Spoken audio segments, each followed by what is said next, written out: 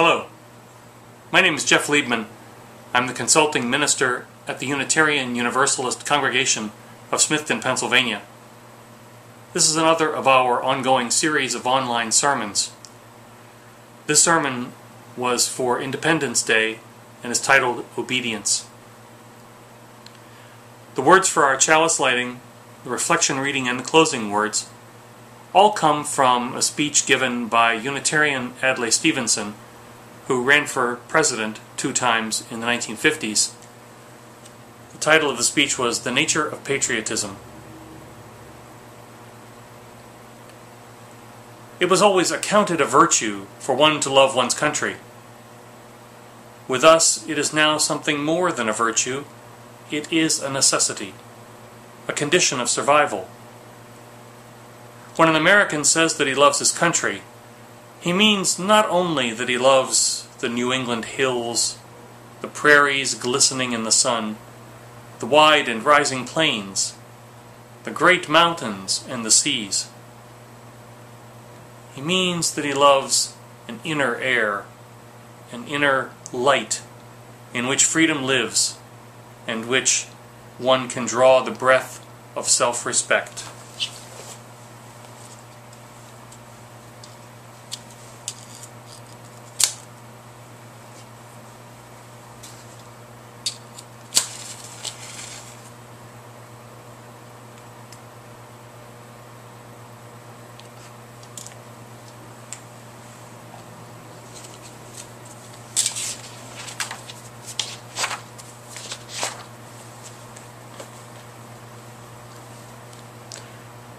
Reflection reading continues this speech. What do we mean by patriotism in the context of our times? I venture to suggest that what we mean is a sense of national responsibility, which will enable America to remain master of her power, to walk with it in serenity and wisdom, with self-respect, and with the respect of all humankind. A patriotism that puts country ahead of self. A patriotism which is not short, frenzied outbursts of emotion, but the tranquil and steady dedication of a lifetime. This is a mighty assignment, for it is often easier to fight for principles than to live up to them. Unhappily, we find some things in American life today of which we cannot be proud. What can we say for the self-styled patriot who thinks that an African American, a Jew, a Catholic, or a Mexican American is less an American than he? That betrays the deepest article of our faith, the belief in individual liberty and equality, which has always been at the heart and soul of the American idea. What can we say for the man who proclaims himself a patriot, and then, for political or personal reasons, attacks the patriotism of a faithful public servant? To me, this is the type of patriotism which is, in Dr. Johnson's phrase, the last refuge of scoundrels.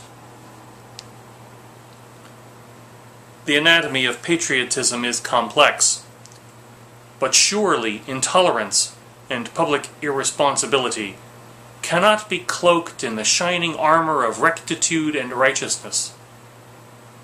Nor can the denial of the right to hold ideas that are different, the freedom to think as we please.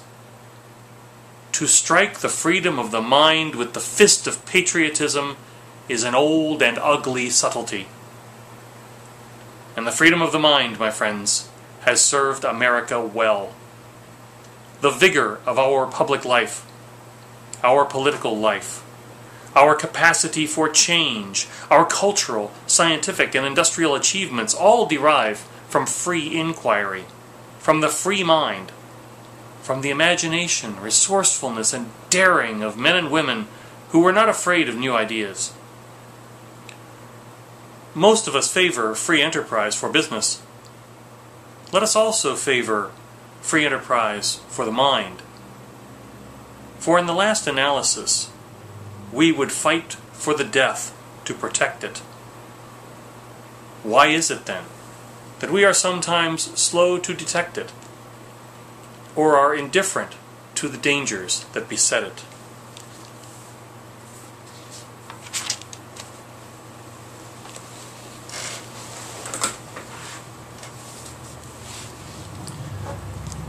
Recently I was asked to participate in Smithton's Memorial Day observance, coordinated by the American Legion post here in town. It was a delightful little parade featuring the high school band, Little Leaguers, and classic cars, which was followed by a solemn observance at the Veterans Memorial. I offered the invocation and the benediction to a crowd of several hundred people, including veterans of several military engagements, active duty soldiers, friends, families, and neighbors. I was happy to provide this service for my community, although I will admit to wrestling with certain issues beforehand.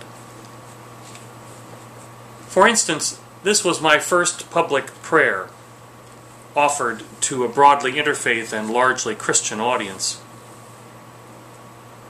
Also, as a pacifist with no personal military service experience, I felt some conflict of complicity with the larger implications of American empire building, in spite of the overriding intent of the ceremony to commemorate those who have died preserving our freedoms and our liberties.